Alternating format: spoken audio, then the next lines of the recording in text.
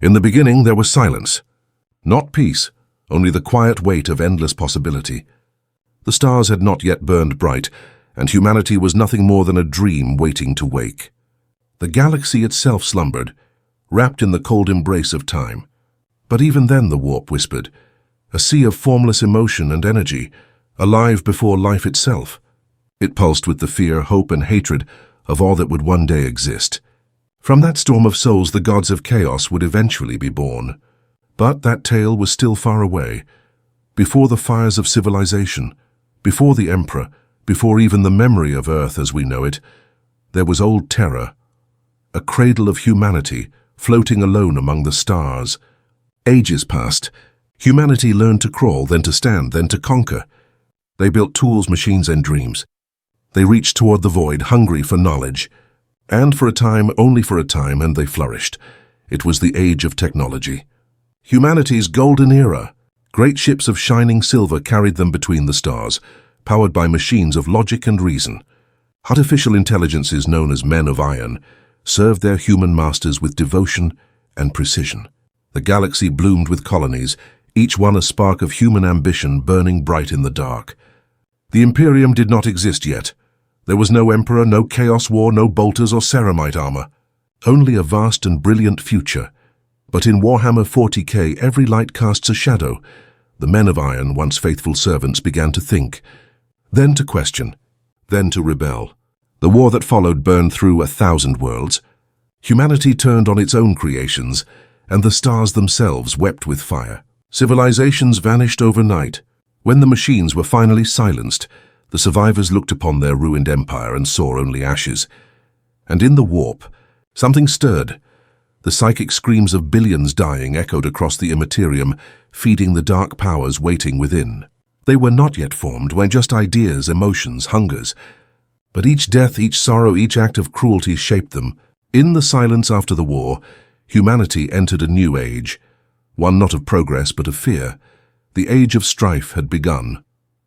Warp storms raged across the galaxy, cutting off world after world from each other. Empires fell silent. Planets turned feral. Technology was lost. Mankind, once united under logic and science, became a scattered and frightened species, fighting over scraps of their forgotten glory. On countless worlds, petty warlords ruled like gods, their power absolute, their cruelty limitless. But on Terra, one man did not bow to chaos. In the shadows of that dying world, a being of immense power and purpose walked among men, hidden, silent, eternal. He had watched humanity's rise from its first breath. He had seen empires rise and fall, gods born and forgotten. He had no name, for he was older than names. But one day he would be called the Emperor of Mankind. He was not like other men. He was born in the distant past, perhaps 8,000 years before the Age of Strife, created by the combined will of thousands of ancient psychers who sacrificed themselves to give humanity a guardian, a being made from their souls, immortal and unyielding. Through the ages he walked among mortals, guiding them in secret, shaping their destiny, unseen yet ever present.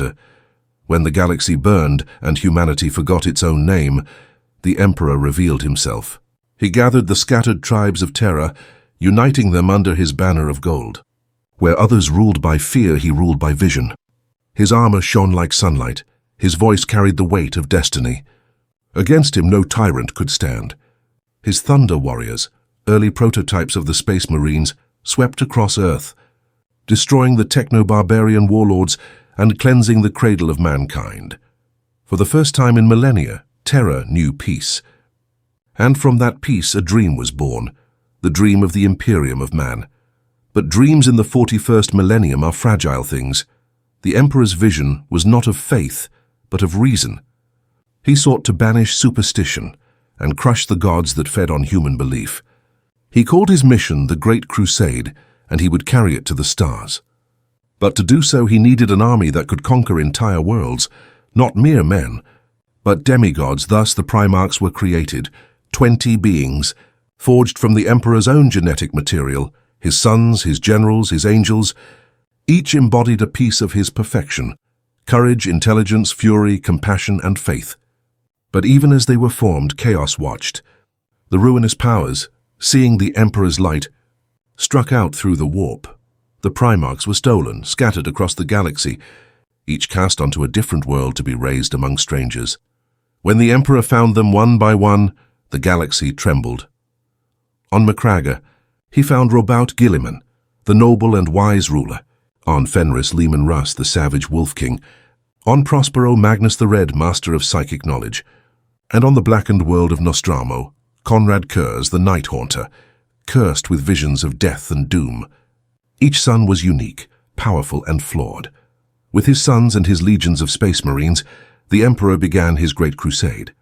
World after world was brought into compliance. Humanity was united once more under the Imperial Aquila. The warp storms receded, and the Imperium shone like a second dawn across the stars. For a time, it seemed the Emperor's dream would last forever, but the warp never forgets. On the distant planet of Davinster, whispers began to spread, whispers of betrayal, of faith, of gods that promised more than reason ever could. One Primarch listened too closely. His name was Horus Lupercal, the War Master, the most beloved son of the Emperor. What followed would tear the galaxy in half. The seeds of the Horus Heresy had been planted, and as humanity marched toward its greatest triumph, darkness watched from the warp, smiling, patient. Eternal, the Emperor dreamed of unity. The warp dreamed of war. The galaxy burned with golden light. The Emperor's great crusade had reached its height, 1,000,000 worlds united beneath the Imperial Aquila. Humanity, once scattered and broken, now stood as a single empire stretching across the stars. The Primarchs, his 20 sons, ruled at his side. Each led a space marine legion, demigods of war wrapped in ceramite and glory. It was the age of triumph, and the beginning of the end. Among the Emperor's sons, none shone brighter than Horus Lupercal, Primarch of the Lunar Wolves.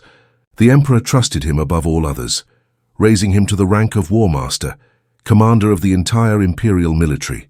Horus was charismatic, brilliant, and loved by his brothers. He was everything the Emperor envisioned in humanity's future. When the Emperor left to return to Terra to work on his great project, a secret endeavor hidden even from his sons, Horus was left in command of the Imperium's armies, and it was in that power that corruption found him. On the world of Davin, Horus led his forces against rebels who had turned against the Imperium. During the battle, he was struck by a strange weapon, a cursed blade tainted by the warp. His blood boiled with unseen infection, his mind drowning in fever. The apothecaries could not save him, and so his warriors brought him to the temple of the so-called Serpent Lodge, heretics who claimed they could heal even the War Master. Against the council of loyal captains, Horus was placed in their care. That night, while his body lay broken, his soul drifted into the warp. There, Horus found himself before beings of light and shadow, the Chaos Gods. They spoke not as demons, but as voices of compassion, whispering truths wrapped in poison. They showed him visions of the Emperor ascending to godhood, of his sons abandoned, of an Imperium ruled by tyranny. They told him the Emperor sought to enslave humanity's souls, not free them. They told him that Horus was destined to save mankind from its false god. When Horus awoke, he was changed. He returned to his legion with fire in his eyes and venom in his voice. His words were calm, logical even, but behind them the warp whispered.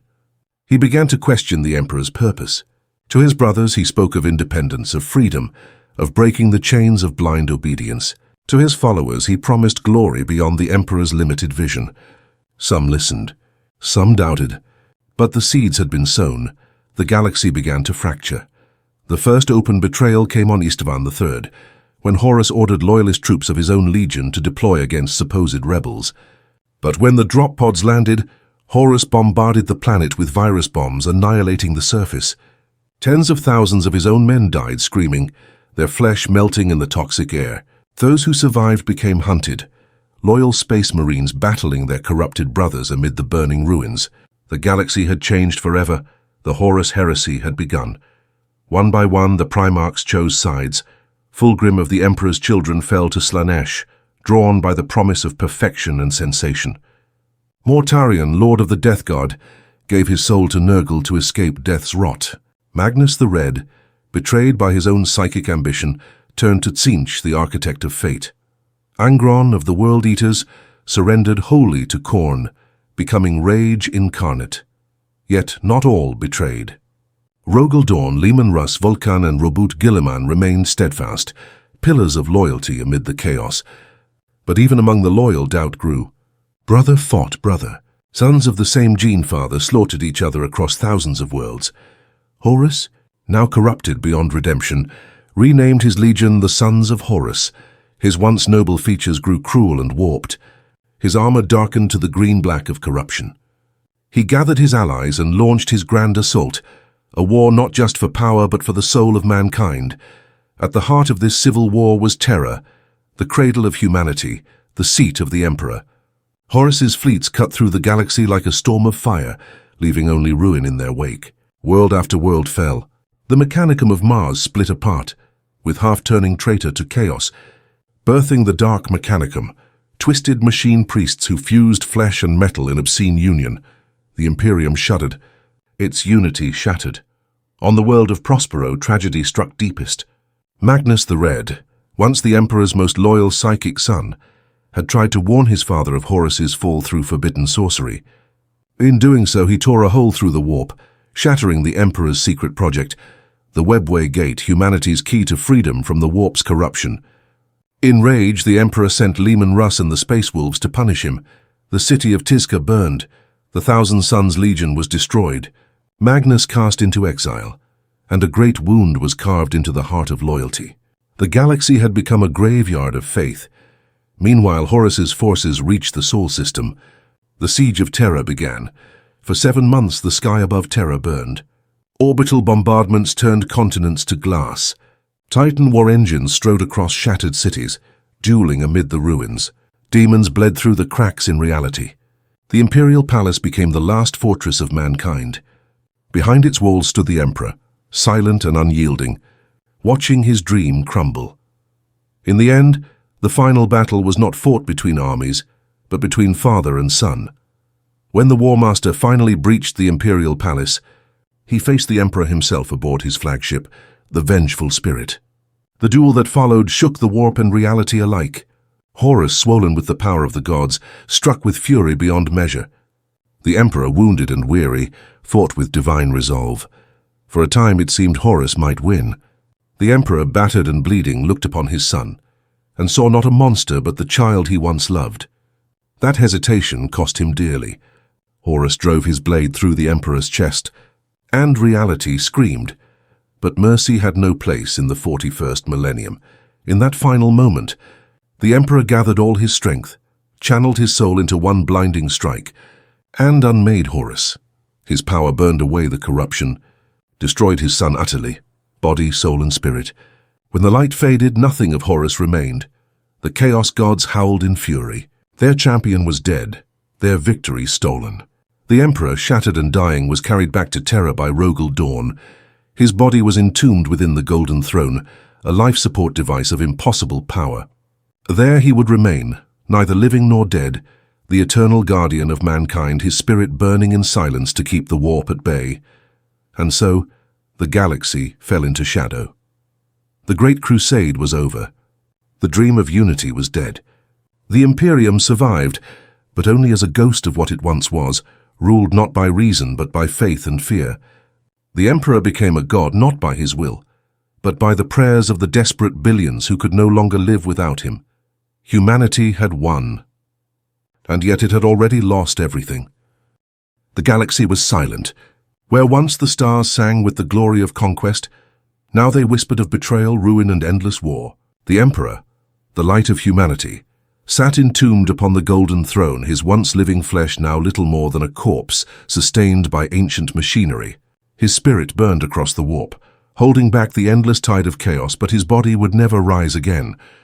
The Horus Heresy had ended, but the wounds it left behind would never heal. The War Master was dead, but his rebellion had shattered everything the Emperor built. Terra was a ruin, its skies filled with ash and the stench of burned worlds. The legions of chaos, broken but not destroyed, fled into the Eye of Terra, that great wound in the galaxy where reality and the warp bleed together. And so began the Age of Darkness. The loyal sons who survived were broken in spirit. Rogel Dawn, shattered by grief, oversaw the rebuilding of the Imperial Palace and the entombment of the Emperor. Robut Gilliman of Ultramar, ever the pragmatist, began the great reorganization, a plan to ensure such a betrayal could never happen again. The vast Space Marine legions were split into smaller chapters, each limited in number, each commanded independently, so that no single man could wield such power again. It became known as the Codex Astartes, the holy text of all future Space Marines. But while the Loyalists rebuilt, Chaos plotted vengeance. Within the Eye of Terra, the traitor legions forged empires of nightmare. Their worlds twisted under the influence of the warp. Metal flowed like blood, mountains screamed, and time itself ceased to obey the laws of reality. Horus was dead, but the gods were not done. His brothers, the surviving traitor Primarchs, rose to fill the void. Perturabo, lord of the Iron Warriors, built fortresses of eternal pain.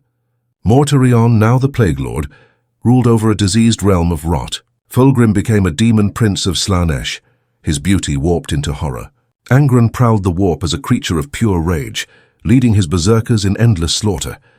Lorgar, the prophet of chaos, spread the new faith, the worship of the dark gods, across the stars. The traitors waged what would come to be known as the Long War, an unending conflict to destroy the Imperium and claim the galaxy for chaos. Every few centuries, they would emerge from the Eye, leading black crusades that burned entire sectors. The name of Abaddon the Despoiler, Horus's chosen successor, would become the symbol of these wars, a shadow that haunted mankind for 10,000 years. Meanwhile, the Imperium transformed into something the Emperor had never intended. Without his guidance, the bureaucracy of the Adeptus Terra consumed everything. Billions of clerks, scribes, and priests ruled humanity through dogma and fear. The imperial cult declared the Emperor a living god, and worship became the only law. The dream of enlightenment and unity died, replaced by blind devotion and endless oppression. The ecclesiarchy rose in power, spreading faith with fire and sword. Worlds that once thrived under science now bowed to superstition. Progress halted. Knowledge was forbidden. The Adeptus Mechanicus of Mars hoarded ancient technologies like sacred relics, treating machines as divine beings. Even the smallest device was a mystery to most of humanity. The Imperium had become a decaying corpse, vast, powerful but hollow, and across the stars, the enemies of mankind stirred. The orcs, born of endless war, multiplied like a green tide, their laughter echoing across battlefields. They were the embodiment of chaos and brutality, a species that lived only to fight. Entire sectors fell beneath their savage hordes, yet even they could never be fully destroyed. The Eldar, once rulers of the galaxy, were now a dying race. Their empire had fallen long before the rise of man, destroyed by their own excesses. From their downfall, the chaos god Slaanesh had been born, devouring their souls and leaving them scattered among the stars. Some hid aboard massive world ships called craft worlds. Others turned to piracy and death, becoming the cruel Drukhari. In the cold void, something else began to stir. The Necrons, ancient metal kings who had slept for millions of years, began to awaken. They rose from tomb worlds, soulless and unstoppable, to reclaim the galaxy they once ruled. Their technology defied reason, and even the Adeptus Mechanicus trembled at their sight. And from beyond the stars, a new horror approached. The Tyranids, a devouring swarm from another galaxy, consuming entire worlds and leaving nothing behind. Yet through all of it, the Imperium endured. Worlds burned, armies died, and civilizations vanished. But the Adeptus Astartes, the Space Marines, remained eternal. Each chapter stood as a bastion against the night. The Ultramarines, paragons of discipline. The Space Wolves, feral warriors of Fenris. The Blood Angels, noble sons cursed by rage. And the Dark Angels, haunted by secrets of betrayal. Each fought in the Emperor's name, even if they no longer truly understood who he had been. As the millennia passed, myths replaced history. The Emperor's deeds became divine miracles, and the Primarchs became saints or demons. The truth of the Horus Heresy faded into legend. The galaxy forgot its origins, even as it repeated its tragedies again and again. Then came M41, the 41st Millennium, 10,000 years after the fall of Horus. The Imperium stretched across 1,000,000 worlds, but its glory was long dead. It was an empire built on the bones of the past, surviving only through faith and violence. Every day thousands of worlds fought to remain in the Emperor's light, while demons clawed at the edges of reality. The warp storms grew stronger. The Eye of Terra pulsed with power, and Abaddon, now wielding Horus's ancient weapon, the Talon of Horus, prepared for his 13th and greatest Black Crusade. His fleets of Chaos Marines, traitor titans, and demon armies surged forth to strike at the heart of the Imperium once again. But even as the darkness grew, light flickered in strange places. On the far edge of Ultramar, Roboute Guilliman, thought lost for millennia, was found preserved in stasis, his body frozen in the moment of death. With the aid of the alien Inari and the Mechanicus priest Belisarius Cawl, Guilliman was revived. When his eyes opened, 10,000 years had passed. He returned to find the Imperium a twisted shadow of his father's dream. Where once there was unity, he saw fanaticism. Where once there was logic, he saw madness. Yet despite his grief, he took command once more. Declaring himself Lord Commander of the Imperium, Guilliman led the Indomitus Crusade, a desperate campaign to restore order to the broken galaxy. But the galaxy he faced was beyond salvation. The Great Rift had torn the Milky Way in half under colossal warp storm splitting reality itself. Demons poured through the rift, consuming entire sectors. The Emperor's psychic beacon, the Astronomicon, flickered like a dying candle. For many worlds the light of Terra was gone, leaving them lost in eternal night. It was the end of an age. The Dark Imperium had begun. Now across the stars, war is eternal. Chaos surges, aliens strike, and humanity clings to survival with bloodied hands. Every day is a battle, every victory temporary. The Emperor still sits upon his throne, dead, yet alive, his soul a burning sun in the warp, holding back the endless tide for just one more day, and the galaxy prays. For in the grim darkness of the far future, there is only war. For 10,000 years, the galaxy had known only decay. The Imperium of man, once a dream of unity, had become a vast, crumbling empire of zealotry, its light fading under the weight of its own corruption. Billions prayed each day to a god who could not answer. The Emperor's body remained upon the golden throne, his will flickering like a dying star across the warp. Humanity endured only by inertia, by faith, fear, and endless war. But then, something stirred in the dark. In the Ultima Segmentum, far from the light of Terra, the world of Macragge still stood as a symbol of order amid chaos. It was here that the sons of Roboute Guilliman, the Ultramarines, held fast for 10 millennia, guarding the ideals of their fallen Primarch. The galaxy had forgotten hope, but hope had not yet died. For within the stasis chamber deep beneath the fortress of Hera, a miracle waited.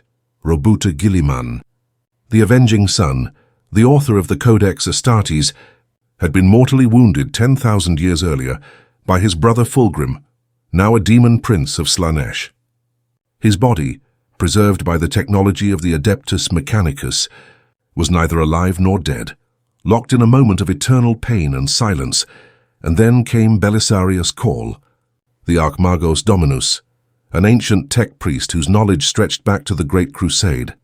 Guided by visions and fragments of forbidden science, Cawl carried with him a secret project known only as the Primaris Protocol, a design the Emperor himself had seeded into Cawl's mind in the final days of the heresy. Alongside Cawl came unlikely allies, the Inari, a faction of the dying Eldar race, who sought to awaken their god of rebirth, Inead. They offered Cawl a relic of incredible power, the Cask of Yvraine, an artifact capable of reigniting life itself. The fusion of alien soulcraft and forbidden human technology birthed something unthinkable. In the dim halls of Macragge, beneath the banners of Ultramar, lightning danced around the Primarch's stasis field. The Mechanicus chanted binary prayers, the Inari whispered songs of resurrection, and with a shattering of ancient seals, Roboute Guilliman's eyes opened for the first time in 10,000 years. The Primarch gasped, a sound between agony and awe. He rose to a galaxy transformed beyond all recognition. Gone was the dream of the Imperium he had built. In its place stood a theocracy of madness, priests and fanatics worshipping his father as a god. Guilliman saw the imperial creed carved into every stone, saw saints and martyrs replacing reason and progress. He saw the Emperor's dream twisted into an empire of ignorance and fear. He wept, not out of weakness but despair. For a time Guilliman remained silent, watching and learning. But when the galaxy trembled with a new terror, the Cicatrix Maledictum, the Great Rift, he knew his time had come. The Great Rift was no mere warp storm. It was a wound in the fabric of reality itself, stretching across the entire galaxy. From its depths poured demons, chaos fleets, and storms of psychic madness. The Imperium was split in two, the Imperium Sanctus, still barely connected to Terra's light, and the Imperium Nihilus, cast into eternal night. Entire sectors vanished overnight. Astropaths screamed as their souls were devoured. Worlds lost all communication with the Emperor's beacon, the Astronomicon. In the darkness that followed, rebellion and terror spread like wildfire. Guilliman took command.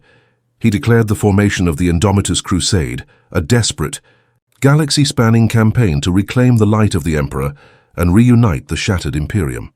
Billions of soldiers, fleets of the Imperial Navy, and thousands of Space Marine chapters rallied beneath his banner. For the first time in millennia, humanity marched to war with purpose. But Guilliman did not fight alone. Belisarius Cawl unleashed the culmination of his millennia-long experiment. The Primaris Space Marines, taller, stronger, and more resilient than their predecessors. Born of ancient genetic templates and refined technologies, they were the Emperor's vision perfected. Entire new chapters were forged, known as the Ultima Founding, and unleashed upon the galaxy. To some they were saviors, to others abominations. Many old chapters distrusted them, seeing them as unnatural, a violation of sacred genetic inheritance. Yet when the Rift vomited forth legions of demons and traitors, no one could deny their strength. The Primaris Marines became the vanguard of Guilliman's crusade, wielding weapons and armor unseen since the Great Crusade. From the Gothic sector to the edges of Ultramar, the Indomitus Crusade burned like wildfire. Entire systems were liberated. Chaos warbands were driven back. The banners of the Imperium rose once more amid the ashes. Yet Guilliman found no joy in victory. Every world he saved reminded him of how far humanity had fallen. On one world, he saw cathedrals of gold built atop the bones of the starving. On another, priests burned scientists for heresy.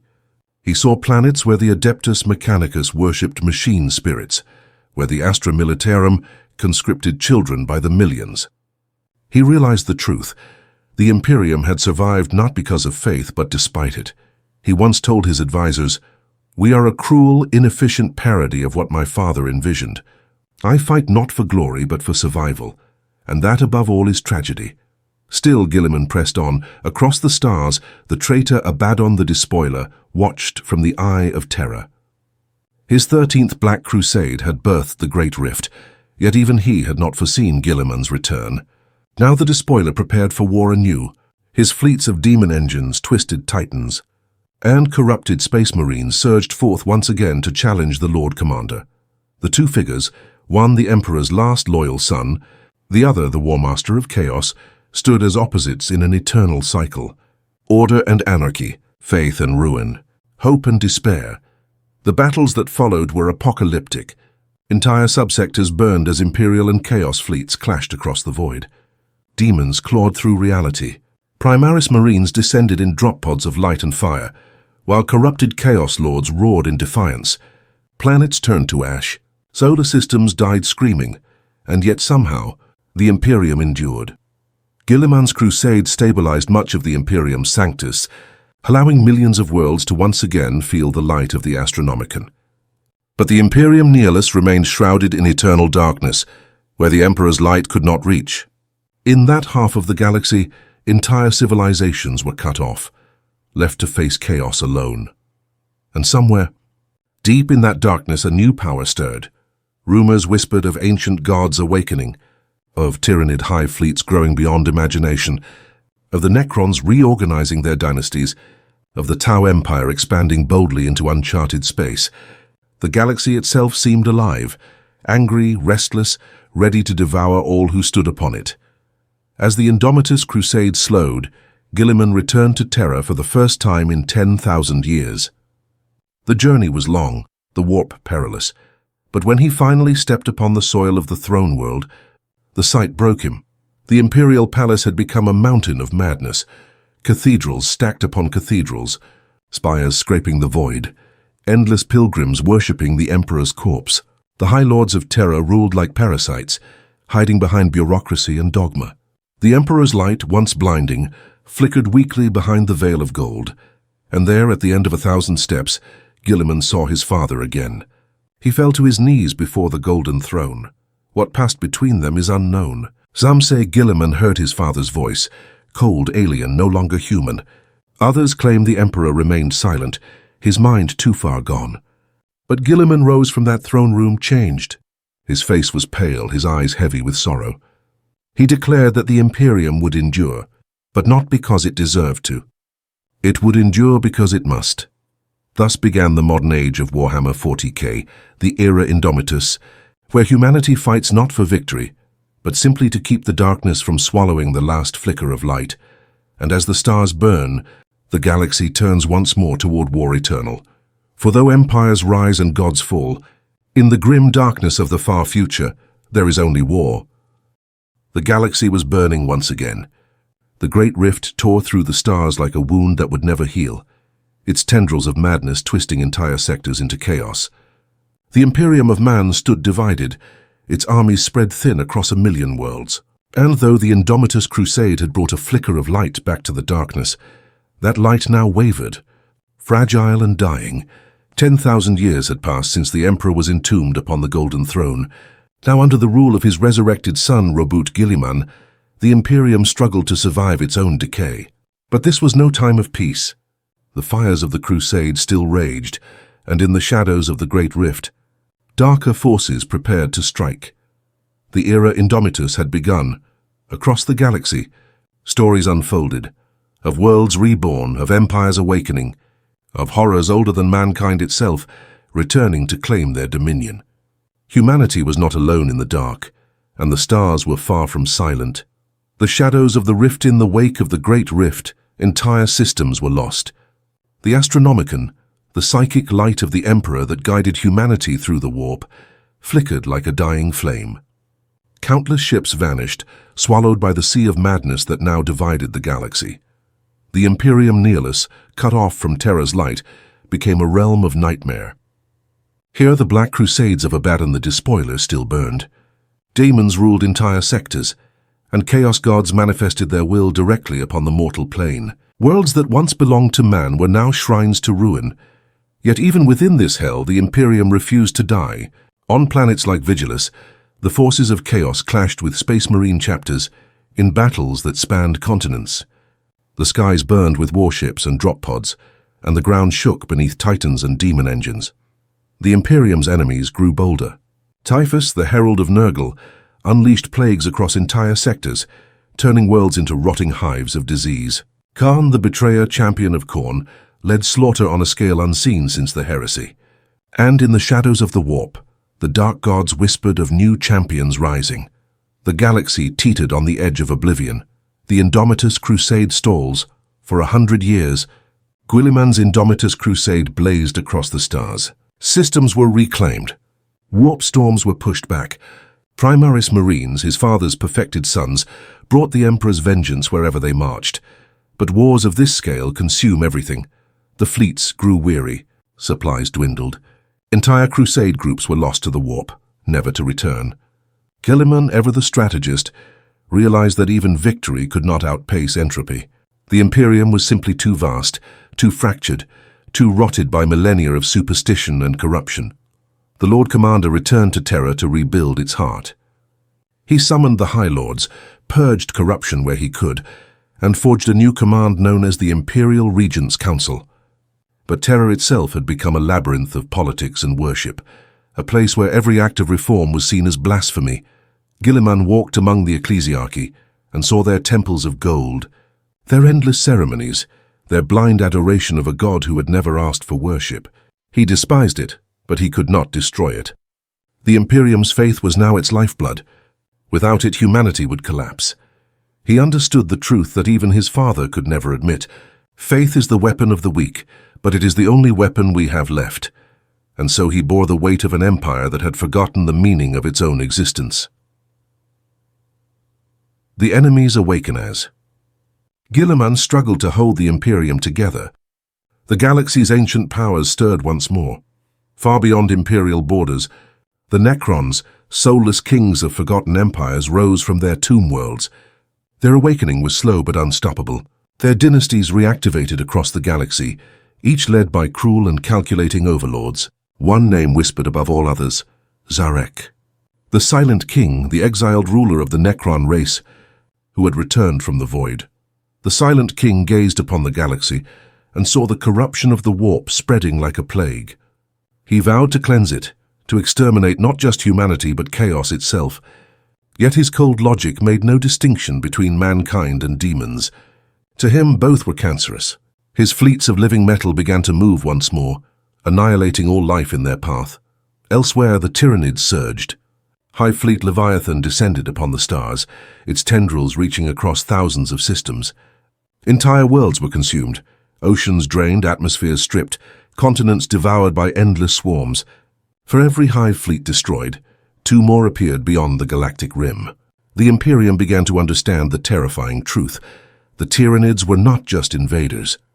They were scouts of something far larger, a shadow behind the stars. Even the Eldari were not silent.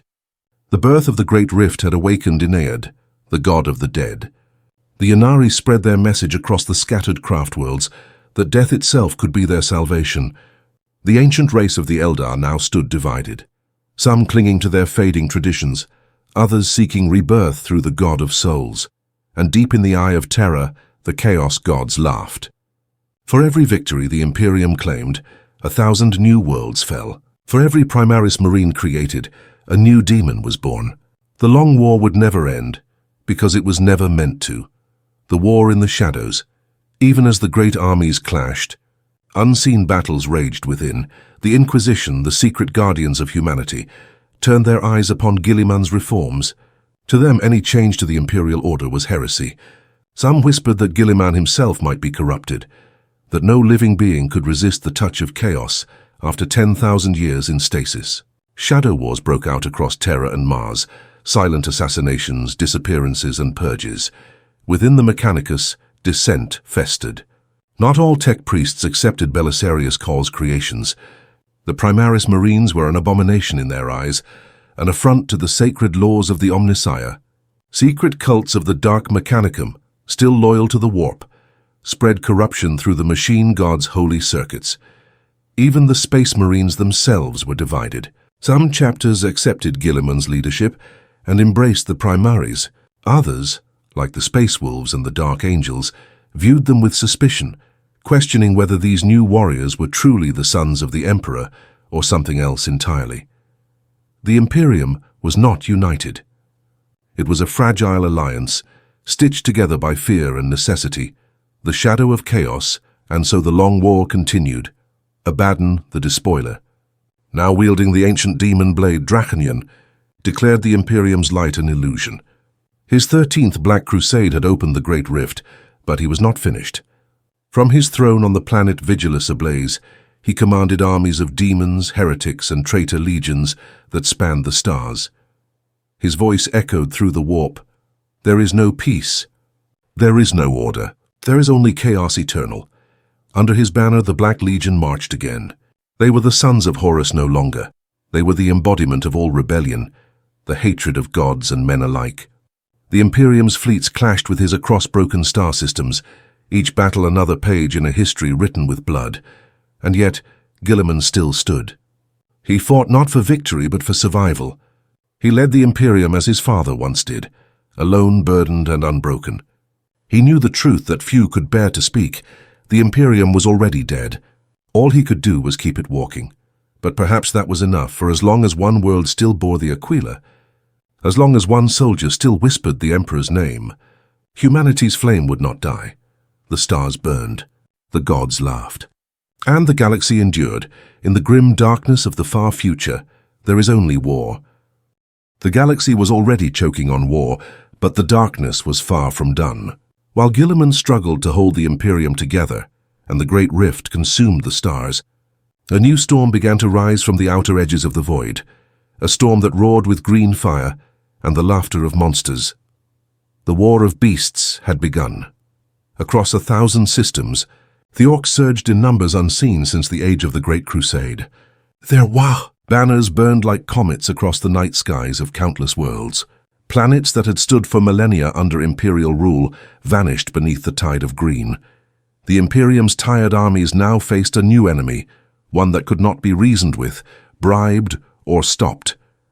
The galaxy itself began to tremble under the echoing war cry of 1,000,000 throats. And far beyond the reach of human sight, in the silence of the void, an ancient god-king stirred from his long slumber. The Silent King had returned. The green tide it began on the frontier world of Aranthis, a mining colony at the edge of the Segmentum Pacificus. The first reports were dismissed. Raids, skirmishes, typical orc nonsense. But within weeks the entire world was overrun. The local defense forces were crushed beneath a tide of muscle and iron. Then came Octarius, Armageddon, Caridon, systems already scarred by centuries of war. Each became a beacon, calling every orc across the galaxy to join the growing Warg. It was not a single invasion anymore. It was an empire being born. The orcs of old were divided by their clans, the brutal Goths, the cunning Blood Axes, the death-obsessed Death Skulls. But now a new kind of orc was rising. They were more disciplined, more cunning and disturbingly organized. They followed a warlord whose name became legend across the stars, Beastcragger the Infinite, a towering brute clad in scavenged Mechanicus armor. Beastcragger wielded a weapon the size of a tank and a mind sharper than most humans. His ships were held together by scrap and miracle. His armies fought like living storms. Every victory he won only made him stronger. For orcs thrive on battle, and the more they fight, the more they multiply. Soon his reached the galactic core. Entire sectors were drowned under his armies. Even the mighty Imperial fists were forced into retreat. The fortress world of Drakon Primus burned for months before finally falling. The Imperium realized too late, this was not just another orc uprising. This was a new age of the green tide, the shadow of the Silent King. While the Imperium bled, another power was rising from the dark. Far beyond the light of the Astronomicon, on the tomb world of Sautek, the ancient Necrons awakened in silence. The metallic tombs cracked open, releasing legions of soulless warriors into the void. And from the depths of the Black Pyramids rose a figure draped in shadow and light. Sarek, the Silent King, last ruler of the Necron dynasties. He had watched the galaxy decay from afar. He had seen the Chaos Gods twist reality, seen mortals worship their madness, and seen the Necron race crumble into fragments of its former glory. Now he returned, not for conquest but for salvation. The Silent King's will spread across the Necron dynasties like a command carved into stone. The fragmented empires began to unite under his banner. His triarchal menhirs glowed with ancient power, their energy pulsing through the web of tomb worlds. For the first time in millions of years, the Necrons were one people again, but Sarek's plan was greater than war. He sought to cleanse the galaxy of all corruption, mortal, demon, or otherwise. To him, humanity was no more deserving of survival than chaos itself. His fleets began to strike from the void, annihilating both imperial and heretic worlds with the same cold indifference. Entire planets vanished under green fire, their atmospheres stripped, their surfaces turned to glass, and in the darkness of the Great Rift, the Chaos Gods stirred, realizing that a power even older than themselves had awakened once more. The war collides. The War of Beasts met the rise of the Necrons in one cataclysmic event, the Battle of Carthax Prime. Carthax was a fortress system, rich in resources and ancient relics. The Imperium had held it for centuries, but now three great powers converged upon it, orcs, Necrons, and mankind. For weeks, the skies above Carthax burned. Imperial navy ships clashed with orc rocks and Necron monoliths. The void became a graveyard of shattered hulls. On the surface, Imperial Guard regiments fought desperately to hold the walls against orc hordes, even as green lightning from Necron Gorse weapons turned men to dust. The orcs didn't care who they fought. They wanted the biggest scrap in the galaxy, and they had found it. They charged into Necron lines screaming, their choppers bouncing off living metal. Necron warriors cut them down with silent precision, their ranks unbroken even as the ground shook beneath orc gargants. Above the chaos, Beastcragger Infinite faced the impossible, an enemy that did not bleed. But the Orc warlord only laughed. "More things to smash!" he roared, charging headlong into a Necron overlord, crushing the machine's skull with his power claw. The battle lasted for months, neither side yielding. When Guilliman's reinforcements finally arrived, they found a planet reduced to ruin. Carthax was gone. Nothing remained but glassed deserts and drifting wrecks, yet the war did not end there. It had only begun. Guilliman's response, Guilliman, watching from his command throne aboard the McCragger's honor, knew that the Imperium could no longer fight on every front. He had to choose, face the Orcs and their endless tide, or confront the Silent King before his fleets reached Terra. He chose both. He called upon every chapter still loyal to the Imperium, forming the Nemesis Crusade, a desperate attempt to halt the twin threats before they consumed the galaxy. The Ultramarines led the assault, supported by the Raven Guard and the Imperial Fists. The skies once again burned with drop pods, thunderhawks and plasma fire. Guilliman faced Beastcragger himself on the world of Graia Secundus, a planet of smoke and ruins. Their duel became legend, the Primarch of Ultramar against the greatest Orc warlord of the era. Beastcragger's axe shattered against Guilliman's shield, and the Primarch's sword, the Emperor's sword, cut through the brute's chest. Even dying, Beastcragger laughed, his final words echoing through the dust. "Good fight, Blue Boy. We'll do it again. Someday, but even in death, his Wah did not stop. For Orcs are creatures of the warp. Their collective willpower sustains their wars. As long as they believed the Wah continued, it did. The Silent King's revelation. Meanwhile, Sarek watched the chaos unfold from afar. His calculations were perfect. Every battle, every war served his design. He allowed the galaxy to weaken itself, to exhaust its strength. Then, as the Nemesis Crusade raged, the Silent King revealed his true purpose. He would use the Triarchal Menhirs to create a weapon capable of sealing the warp forever, a technology so vast that it could cut the galaxy off from chaos entirely, but at a cost. It would extinguish all psychic life. Every psyker, every soul touched by the warp, gone. The Emperor himself, entombed on Terra, would fade into nothingness. Humanity would survive, but soulless, hollow, devoid of faith or feeling. It was the ultimate paradox, salvation through annihilation. When Guilliman learned of the plan, he was torn. The weapon could end the long war forever, but it would also end mankind's spirit. To fight the Silent King meant preserving the curse of chaos. To let him succeed meant the death of everything human. Guilliman chose war, the duel of kings. The final confrontation came on the world of Eidolon Sigma, where the Silent King's great construct, the Null Obelisk, was nearing completion. Guilliman led the Imperium's armies into the storm. Titans strode through the dust, Primaris Marines clashed with Necron Immortals, and the sky turned green with fire. At the heart of the chaos, Guilliman faced Zarek. The Primarch of Man met the King of Machines. Their duel was silent and terrible. The strike of blade against living metal echoed like thunder. Guilliman fought with righteous fury, while Zarek moved with perfect precision. "You fight for a corpse," the Silent King said, "for a god that does not answer. Let me free your kind from this madness." Guilliman's eyes blazed.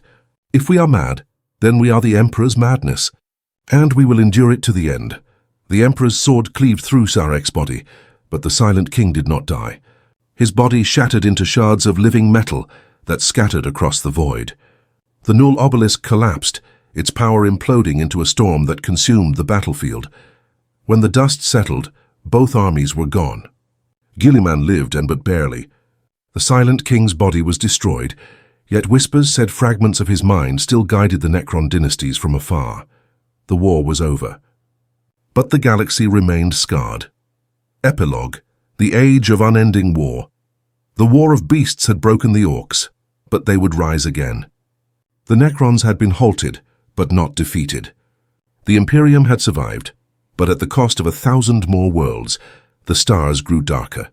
The great rift widened, and somewhere in the void the Silent King's voice whispered through the static, "The galaxy is not dying. It is transforming." Guilliman, standing upon the bridge of his flagship, gazed into the rift and saw eternity staring back. In the grim darkness of the far future, there is only war. Long before the Imperium ever spoke the word Tyrannid, they were coming.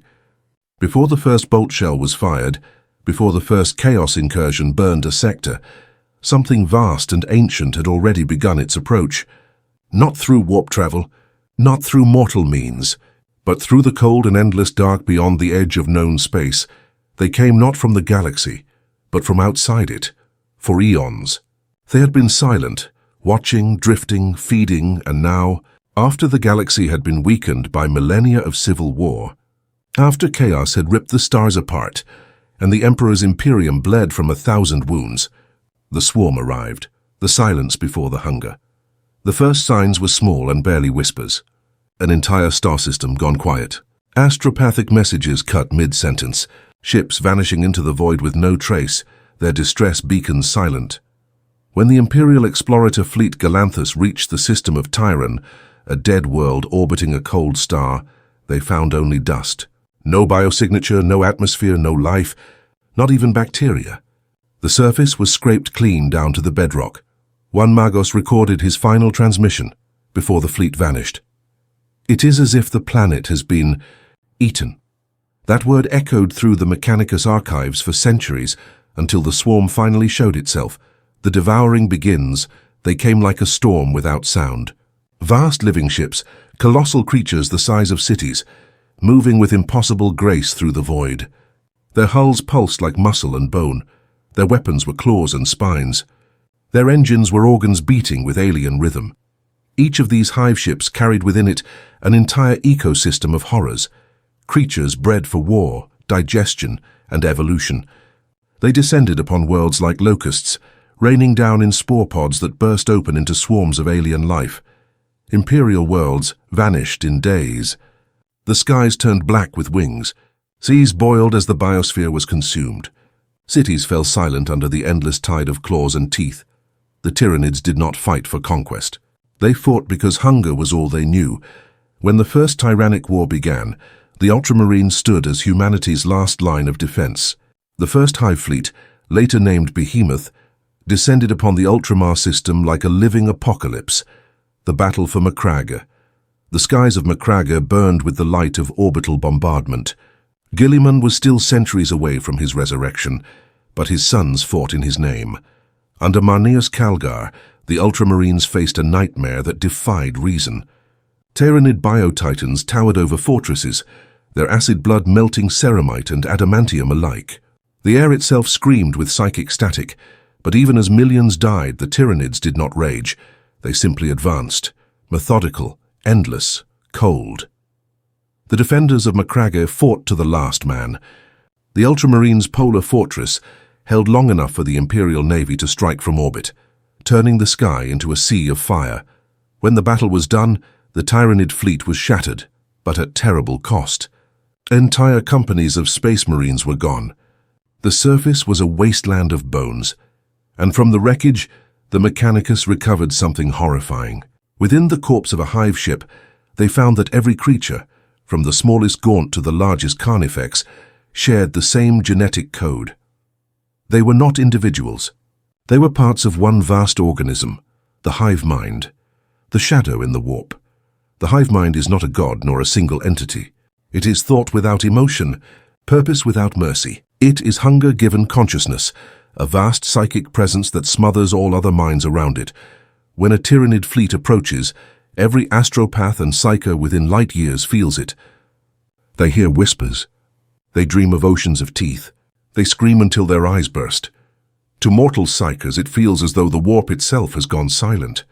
No signals, no visions, no emperor, only the shadow. Entire fleets vanish beneath this psychic shroud. Even chaos demons retreat before it, for the hive mind is alien even to them, a will that cannot be corrupted or reasoned with. When the second Tyrannid hive fleet, Kraken, emerged, it struck from multiple directions at once, dividing the Imperium's defenses. Worlds fell faster than ever before. The Sisters of Battle on each other four burned their own cathedral rather than be taken. The Blood Angels and their successors unleashed fury unseen since the days of Sanguinius, but the swarm adapted. Every weapon used against them was analyzed, countered and evolved past. If one species of Tyrannid was destroyed, the next generation was born immune to that weapon. The galaxy realized too late, you cannot kill the swarm. Voices of the void somewhere beyond the galactic rim, Mechanicus listening stations began detecting faint rhythmic pulses. At first, they thought it was stellar interference. But the pattern repeated, a low-frequency hum, almost organic. It came from outside the galaxy. The pulses matched the movement of multiple Tyranid fleets, Behemoth, Kraken, Leviathan, and beyond them, countless more. Humanity had faced only the first waves. The rest was still coming. Ehcoes biologies recorded the terrifying realization the galaxy is not being invaded. It is being tasted. The Tyranid hive fleets are not invaders. They are harvesters. Each fleet consumes and sends its biomass back into the void, to merge with the greater swarm, preparing for the final feast. The true hive mind and the galactic consciousness that controls them all has not yet arrived. These are only its scouts, the Devourer versus the Dark Gods, and the Chaos Gods are powerless against the Tyranids. When Hive Fleet Leviathan reached the edges of the Eye of Terra, daemons poured forth to meet them. For days the skies burned with warp energy, but something strange happened. The demons began to weaken. The hive mind consumes psychic energy as easily as it does flesh. The warp itself began to die wherever the Tyranids swarmed. The demons screamed as their essence was drained into the void, their forms dissolving into nothing. Khorne's rage, Tzeentch's deceit, Nurgle's decay. None of it mattered, because the Tyranids do not believe in gods. They only believe in hunger. Some chaos sorcerers began to fear that the Tyranids were not just another species, but the end of chaos itself. For when all life is consumed, there will be no emotion left to feed the warp.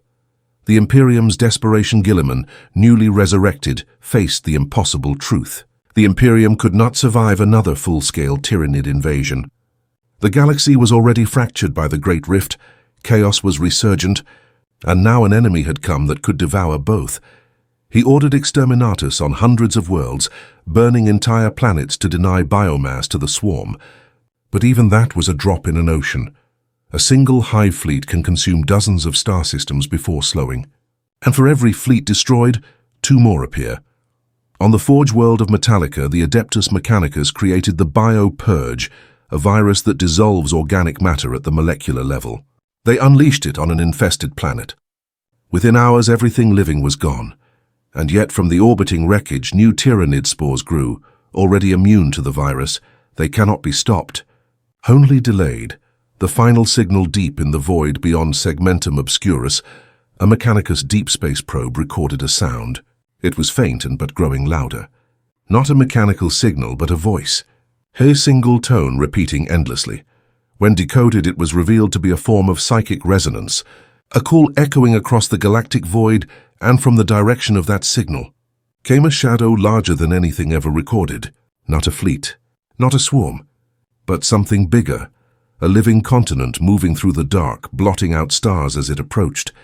If the Tyranid hive fleets are tendrils, this was the brain, the true hive mind. No one knows how long it will take to arrive. 1,000 years. 100, maybe tomorrow. But every psyker feels its whisper in their dreams. Every world fears the sky growing dark, and even Guilliman, the son of the Emperor himself, once asked standing before the Imperial command, "Tell me, brothers, when the swarm arrives, will even the Emperor be enough?" No one answered, because they all knew the truth. In the grim darkness of the far future, the galaxy is already dead. It just hasn't realized it yet. The stars flickered, and one by one they began to die. It started slow. A few worlds lost contact, a few systems vanished into the rift. But soon, it became clear, the light of the Astronomicon, the divine beacon that guided humanity through the warp, was fading. The Emperor's flame, the last light of order in a galaxy of madness, was weakening. And in that endless dark, the dark gods of chaos began to awaken once more, not as distant forces, but as living storms, the dimming of the Astronomicon. For 10,000 years, the Astronomicon had burned like a second sun, fed by the souls of countless psykers sacrificed upon the Golden Throne. It allowed ships to travel, armies to march, and the Imperium to exist. But now even the most seasoned navigators could sense something wrong. The light flickered. The currents of the warp grew unstable. Whispers bled into the minds of those who gazed too long upon the Astronomican's glow. The Adeptus Custodes sealed the imperial palace in silence. The High Lords of Terra argued and denied, while the Adeptus Mechanicus prayed to their dead machines for guidance. But none dared speak the truth. The Emperor was dying, and the warp, once held back by his will, was swelling again, alive with colors that bled like wounds. The Great Rift widens. The galaxy had already been split in two by the Great Rift, a wound in reality that cut across thousands of light years, dividing the Imperium into the Imperium Sanctus and the Imperium Nihilus. In the darkness of the Nihilus there was no light, no communication, no hope. Now that wound began to widen. Worlds once safe behind the light of Terra were swallowed by the warp. Entire sectors screamed into the void. Demons poured forth like blood from an open vein, twisting the skies into madness. And for the first time in millennia, the voices of the four dark gods spoke as one. The lords of the warp awakened Khorne, the blood godin, the hellforges of the brass citadel. Khorne stirred upon his throne of skulls. His laughter shook the immaterium like thunder. For too long the galaxy had starved him. Now war was everywhere. Every death, every scream, every broken world, all of it fed his power. Legions of world-eaters and Khornati demons surged from the Eye of Terra. Led by the demon Primarch Angron, his flesh bound in chains of brass and rage. His arrival was heralded by storms of fire that turned entire planets to ash. The Eighth War for Armageddon had begun. Millions of Imperial soldiers stood against him, and millions more were cut down. The ground itself drank their blood, and from it rose more demons howling praises to the Lord of Skulls. Nurgle, the plague father in the gardens of filth, Nurgle danced. His laughter rolled like thunder through seas of rot. From his cauldron new plagues were born, diseases that killed not the body but the soul. Worlds fell silent, not from war, but from stillness. Corpses bloated into new life, spreading joy to their master. The Death Guard, led by Mortarion, descended upon hive worlds, bringing salvation through decay. Entire planets surrendered willingly, their people begging for the peace of Nurgle's embrace. For in his rot there was comfort, in his decay release.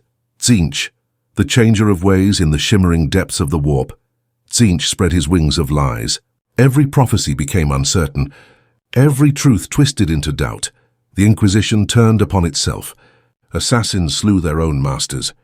Imperial cults began worshipping the great architect of destiny, believing he served the Emperor's true will. But the greatest of Tzeentch's games played out in secret, upon Terra itself. His agents, hidden within the Administratum, slowly eroded the Imperium's stability, manipulating even Guilliman's reforms into chaos. Slaanesh, the Prince of Excess, and in the void between sensations, Slaanesh awoke. Born from the fall of the Eldari, now they feasted upon the souls of all who dared to dream. The galaxy's pleasures became its poison, hive worlds drowning in addiction, noble houses burning their wealth for ecstasy, and entire systems reduced to orgies of madness. The Emperor's children, led by the demon Primarch Fulgrim, returned to the stars, their ships trailing symphonies of screams and light. Wherever they went, art and agony became one. The galaxy was bleeding from every wound, and the dark gods drank deep.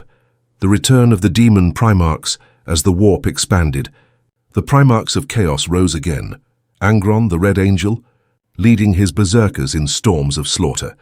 Mortarion, the Reaper, spreading death like a living fog. Magnus the Red, reshaping reality through sorcery and vengeance. Fulgrim, the Serpent of Perfection, turning worlds into twisted beauty. Each sought to claim a piece of the dying Imperium for their god, and deep within the Eye of Terra, upon the ruined world of Cadia's remains, another presence stirred. Abaddon the Despoiler, Warmaster of Chaos, heir to Horus's Black Legacy. He had already torn open the galaxy with his 13th Black Crusade. Now, with the Emperor's flame dimming, he prepared for the final war, the End Crusade. The Imperium falls apart.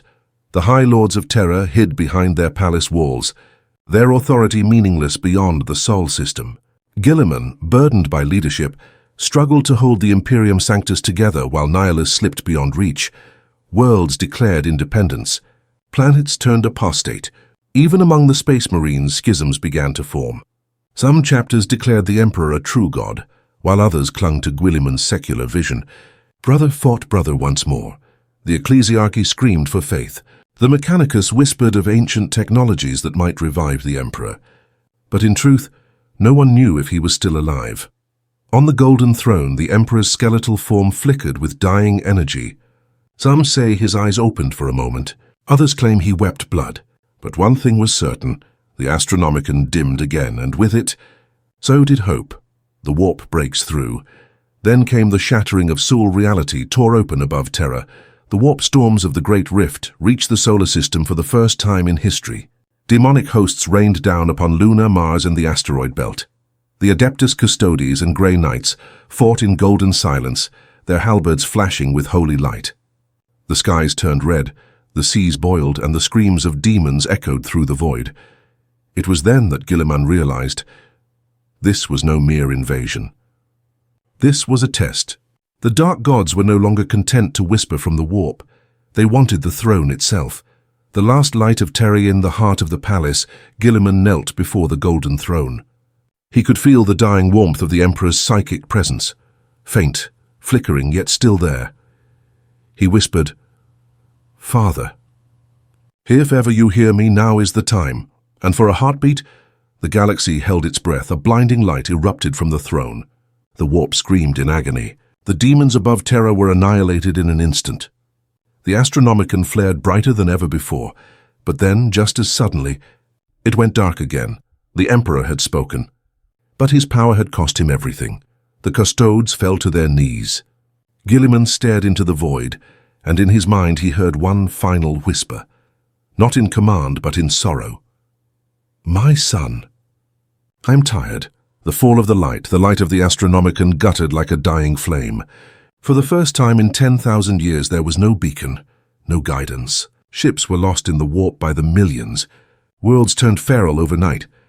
Demons reigned freely across the stars, and in that perfect silence the laughter of the gods filled the void. Khorne's rage thundered. Nurgle's laughter rumbled. Tzeentch's whispers curled like smoke. Slaanesh sang a song that no mortal could survive. The age of the Emperor had ended. The age of chaos had begun, and yet, somewhere in the darkness among the burning stars and broken worlds, one small spark still flickered. A single candle defying the storm. The Emperor's dream had not yet died.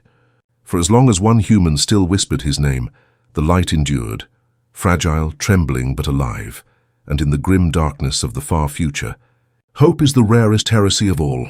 Silence?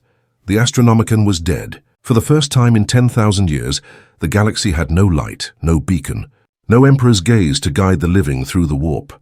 Warp storms choked the stars, worlds burned, and the voice of the Emperor, once thunder across eternity, was now nothing more than a whisper in forgotten prayers.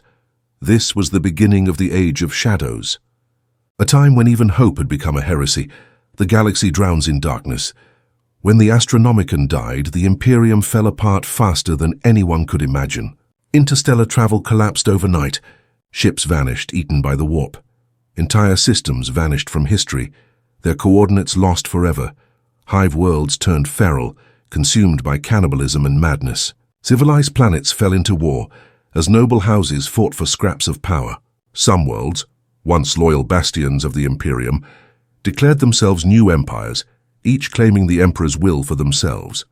The Imperium Sanctus, under Guilliman, struggled to survive. But even he could not hold the broken remnants together. His fleets were scattered, his armies cut off, his allies consumed by war or faith gone mad. The age of the Emperor had ended. Now began the age of 1,000 false gods. The rise of the cult's faith became the only weapon left to the desperate, across billions of worlds. Countless cults emerged, some claiming to worship the Emperor, others the Chaos gods, and still others who believed in strange hybrid deities born from warp and flesh. The ecclesiarchy, once the hammer of faith, had fractured. Cardinals declared themselves popes, prophets, or even living saints. Shrines turned into fortresses. Cathedrals became war zones. One cult, the Children of the Throne, began spreading across the core worlds. They claimed that the Emperor's body was dead, but his soul now lived within the hearts of humanity itself. Their priests carried relics of light, tiny crystals glowing with psychic energy, and promised that one day humanity would ascend beyond flesh, beyond fear, and become the divine itself. The Inquisition branded them heretics, but the truth was darker. Their relics did glow with something real, something powerful, and the warp was watching. The return of the Primarchs while mortals prayed and died. The gods' champions rose once again. Robert Guilliman still fought on, his armor scarred, his faith tested. He led what little remained of the Ultramarines, holding the Imperium Sanctus together by sheer will. But each victory was hollow. For every world he saved, 10 more were lost to the dark. And from beyond the rift came whispers of other Primarchs stirring, both loyal and damned Leman Russ. The Wolf King was said to have been seen upon a world of ice and ruin, leading spectral warriors against demons. Lionel Johnson, hidden for centuries within the rock, finally emerged, his sword once again burning with angelic fire. He sought his brothers, but the galaxy had moved beyond redemption. Meanwhile, the demon Primarchs spread their corruption deeper. Fulgrim's fleets of shimmering horror consumed art and turned it into agony. Mortarion's plagues turned entire continents into necrotic seas. Magnus reshaped reality itself, creating pocket worlds of illusion and despair. And Angron raged across the stars, leaving nothing but bones in his wake. The war of gods and ghosts raged on, but for the first time in 10,000 years, it was unclear who would emerge as victor. The death of Guilliman came without warning. A world called Nova Solis, the last bastion of Ultramar, was under siege by a demonic tide led by Angron himself. Guilliman stood against him, the sword of the Emperor burning like a sun. The battle raged for days. Space Marines fought to their last breath.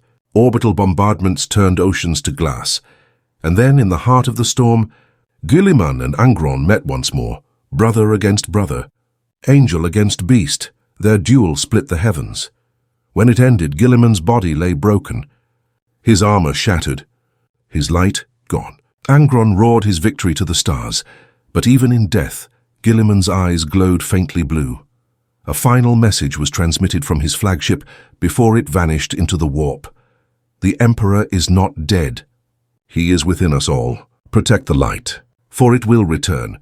And with that, the last Primarch of humanity was gone. The Imperium mourned, and the warp laughed. The prophecy of the candle centuries passed. The galaxy rotted, but somewhere in the void, beyond the reach of chaos and order alike, an isolated world burned with a small, eternal flame. It was called Sanctum Noctis, the Night Sanctuary. Here, an ancient order of psychers, known as the Keepers of the Flame, guarded the last remnant of the Emperor's psychic essence. Fair single ember of his light, torn from the Astronomicon before its fall. The Keepers were hunted by demons, traitors, and inquisitors alike. Yet the flame endured. It could not go out. Among the Keepers was a child, born of no known parents, glowing faintly with golden light. The seers whispered her name in awe and terror. Auriel. She spoke rarely. But when she did, her words burned like truth. The Emperor sleeps, she said, but he dreams still. And in his dream we are not yet lost. Across the broken stars, visions began spreading. Millions dreamed of a figure made of light, walking through the void, carrying a single candle that burned against the darkness. The cults of chaos trembled. The Mechanicus recorded impossible energy readings, and the Warp Gion for the first time recoiled. Something was coming. The march of the lost word of Auriel's visions spread. Pilgrims began to gather. Refugees, soldiers, psychers, even fallen Astartes. They called themselves the Pilgrims of the Candle, and they followed her light through the darkness of space. Their fleet had no navigation, no Astronomicon. Yet somehow, guided by her visions, they traveled safely through the warp. Something no one had done since the fall of the light. World after world they reached, bringing peace where there was none. And wherever they went, the warp storms grew weaker. The Inquisition declared them heretics. The Chaos warbands hunted them. But still they came, billions strong, bound by one belief. The light will return. And deep within the warp, the dark gods stirred uneasily. The last war of shadows, it began on the ashes of Cadia, now a twisted world of bone and storm. There the armies of chaos gathered once again, led by Abaddon, the eternal warmaster, who now sought to extinguish the final ember of hope forever. The pilgrims of the candle landed upon Cadia's ruins, forming ranks of mortals and posthumans, psykers and saints. Above them, demons howled. Below them, the earth cracked with warp energy. Oriel stood at the front, a child of light amid the storm. When Abaddon raised his blade, she lifted her candle, and the flame grew. It became a star. Demons burned. Warships disintegrated. The sky turned to gold, and from that brilliance, for a single heartbeat, a voice echoed across the galaxy, ancient, broken, and divine. My children, I'm awake. The second dawn, no one knows what truly happened next. Some say the warp exploded outward, swallowing the entire system. Others claim the light spread across the galaxy, reigniting the Astronomicon. But one truth remained. The warp quieted. The storms faded, and the stars began to shine again. When the survivors opened their eyes, Cadia was gone. In its place was a new sun, a perfect sphere of golden light. They called it the Candle Star. Across the galaxy, lost ships found their way home. Planets once silent began transmitting again. The Imperium was still fractured, still bleeding, but it was alive. And in the quiet of the Astronomicon, a faint pulse returned. Not strong, not eternal, but enough. The Emperor was not dead. He had simply dreamed, and now perhaps he dreamed anew. Epilogue. The age of the candle 1,000 years later, the galaxy still burned. But in the hearts of men there was a new light. The pilgrims of the candle had become the Order of the Dawn. A faith that spread across systems without force, without cruelty, built not on fear, but remembrance. They did not worship the Emperor as a god. They honored him as a dream, the dream of mankind standing against the dark.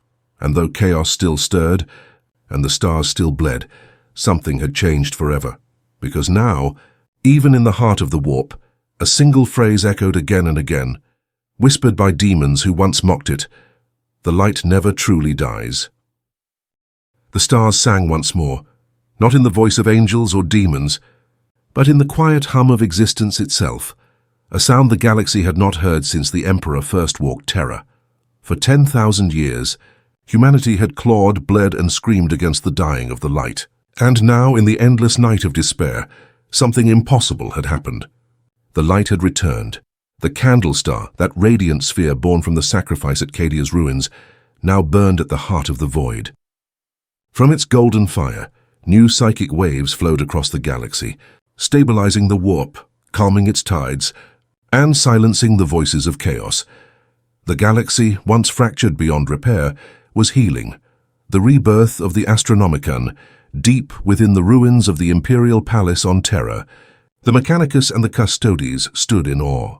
The Astronomicon, long dark and silent, pulsed once more. It was not as blinding as before. Its light was gentler, steadier, almost alive. The Adeptus Astra Telepathica confirmed what none dared to hope. The beacon was back. But its frequency was new, softer, carrying a rhythm almost like a heartbeat. The Emperor's golden throne, once a tomb of eternal suffering, now glowed faintly with warmth. The ancient cables that fed it power hummed like a living vein. For the first time in 10 millennia, the Adeptus Custodes knelt in reverence, not in sorrow, and from the silence of the throne came a single quiet breath. I dream still, and my dream endures.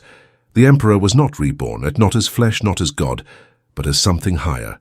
He had transcended his prison, existing now as a presence throughout mankind. Every act of courage, every selfless deed, every spark of hope rekindled his will.